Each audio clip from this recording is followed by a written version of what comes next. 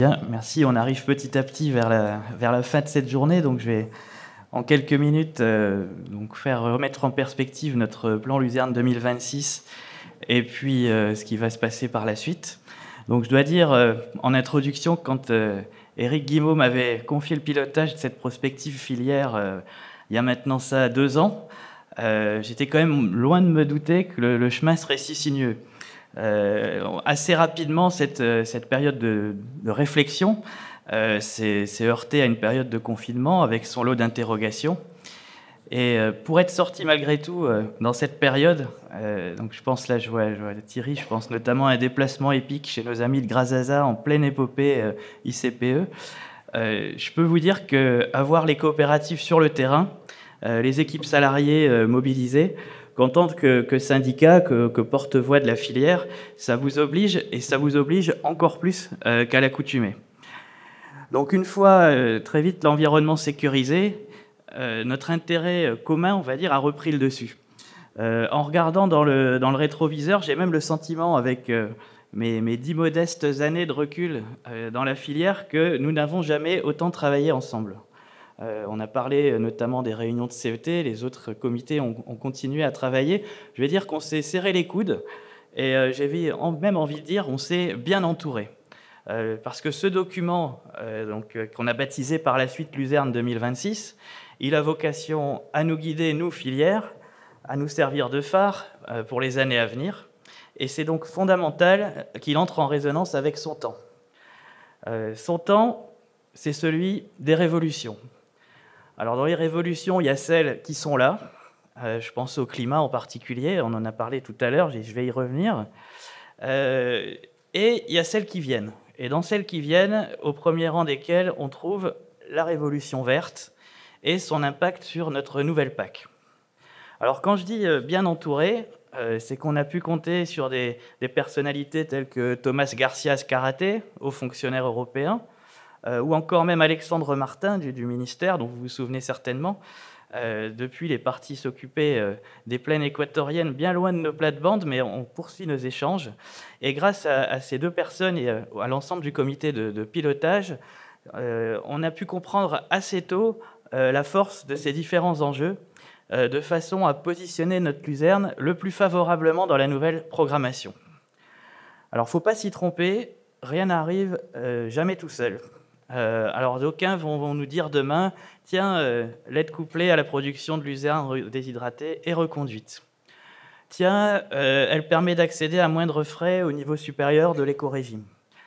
Tiens, elle va m'aider à réduire les surfaces qu'il me faudra mettre en jachère. Tiens, elle pourra prétendre demain à un programme opérationnel, nonobstant les questions qui se posent aujourd'hui quant à leur mise en œuvre. Mais pour cela, il aura fallu toute la mobilisation des équipes de Luzerne de France, du ministre à Bruxelles, qui a beaucoup poussé, il faut le souligner, celle de notre conseil de section, qui a fait tourner les tableurs pour caler les barèmes qui vont bien. Et demain, il nous faudra encore beaucoup d'énergie pour décliner certaines interventions en opportunités nouvelles pour le développement de notre filière. Alors, ne l'oublions pas, une programmation, ça passe très vite. Très vite va s'ouvrir le chantier de la future PAC. Alors j'entends celle qui entrera en vigueur en 2027. Voilà. Et il y a une chose qui semble déjà acquise à ce jour, elle ne sera pas moins verte. D'où l'impérieuse nécessité d'avancer sur notre pilier environnemental pour pouvoir prétendre demain à des soutiens dont la conditionnalité sera, à n'en pas douter, encore renforcée. Voilà. Alors c'est l'occasion pour moi d'en revenir à la chose climatique, et là de vous dire quand même quel effort. Nos coopératives nous ont habitués ces dernières années, palier par palier, toujours plus nombreuses, à trouver des solutions, à afficher progrès sur progrès.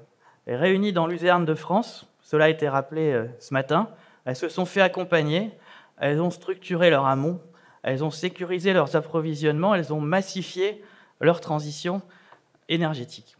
Alors je peux vous assurer qu'à regarder autour de nous, et sans même aller très loin, je veux dire, on va rester même dans notre grande maison de la coopération agricole, que ces performances à laquelle on nous a habitués ont quelque chose d'assez vertigineux. Il faut le souligner et féliciter les équipes. 90% de notre transition énergétique sera faite en 2025, c'est énorme. Voilà.